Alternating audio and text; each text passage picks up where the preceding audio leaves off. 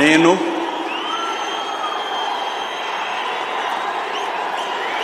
నారా చంద్రబాబు నాయుడు అనే నేను శాసనం ద్వారా నిర్మితమైన భారత రాజ్యాంగం పట్ల నిజమైన విశ్వాసం, విధేయత చూపుతానని, భారతదేశ సార్వభౌమాధికారాన్ని, సమగ్రతను కాపాడుతానని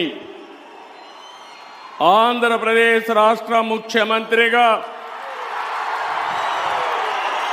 నా కర్తవ్యాలను శ్రద్ధతో, అంతఃకరణ శుద్ధితో నిర్వహిస్తానని, భయం కానీ, పక్షపాతం కానీ, రాగద్వేషాలు కానీ లేకుండా రాజ్యాంగాన్ని, శాసనాలను అనుసరించి